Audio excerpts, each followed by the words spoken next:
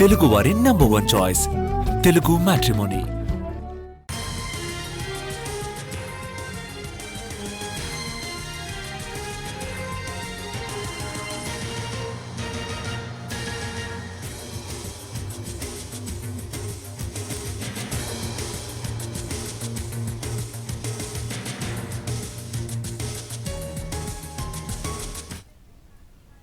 GST ఎగవేత కేసులో orange travels MD Sunil Kumar ను అధికారులు అరెస్ట్ చేశారు. 28 కోట్ల వసూలు చేసి చెల్లించని కారణంగా సునీల్ కుమార్ ను అదుపులోకి తీసుకున్నారు.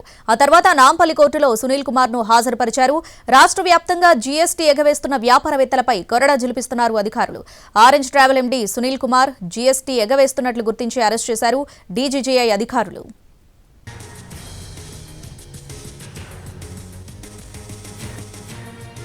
జీఎస్టీ ఎగవేత కేసులో orange travels MD Sunil Kumar ను అధికారులు అరెస్ట్ చేశారు. దీనికి సంబంధించి పూర్తి అప్డేట్స్ మా crime input editor Ramesh Vaitla live లో అందిస్తారు. రమేష్ వైట్ల, అయితే జీఎస్టీ స్కామ్స్ సంబంధించి ఇప్పుడు ఇద్దరు మేజర్ అయిన వ్యాపారవేత్తలను అరెస్ట్ చేయడం జరిగింది. దీంట్లో ముఖ్యంగా చూసినట్లయితే ఆరెంజ్ ట్రావెల్ సంబంధించిన ఎండీ సునీల్ కుమార్ అరెస్ట్ చేశారు. దాంతోపాటుగా మరొకరిని కూడా అరెస్ట్ చేయడం జరిగింది. మొత్తంగా చూస్తే ఇద్దరిని అరెస్ట్ చేశారు.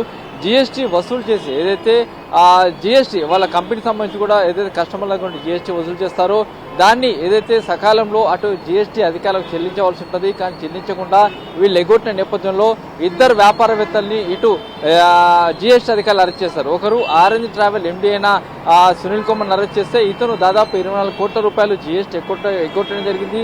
ఇతను వసూలు చేసిన జీఎస్టీని అటు చెల్లించలేదు. అతనితో పాటు మరొకరిని కూడా అరెస్ట్ చేయడం జరిగింది.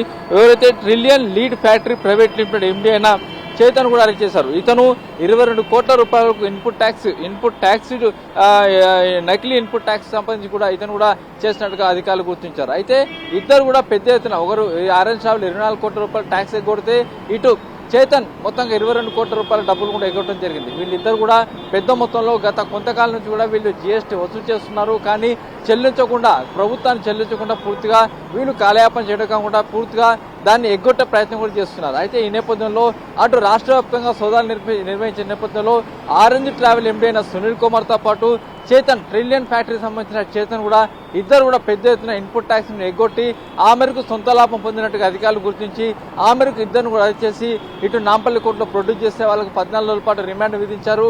అయితే ఇలా స్టేట్ వైడ్ కూడా చాలా మంది ఇంకా ఉన్నారని చెప్పి అధికారులు చెప్తున్నారు. స్టేట్ వైడ్ గా జీఎస్టీ సోదాలు కొనసాగుతాయని చెప్తున్నారు. ఈ మేరకు ఇంకా సోదాలు ఇంకా పూర్తిగా లేదు.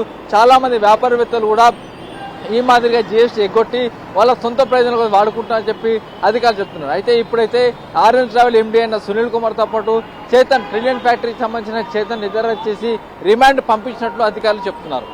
Right Ramesh Vaitla, thanks for the updates.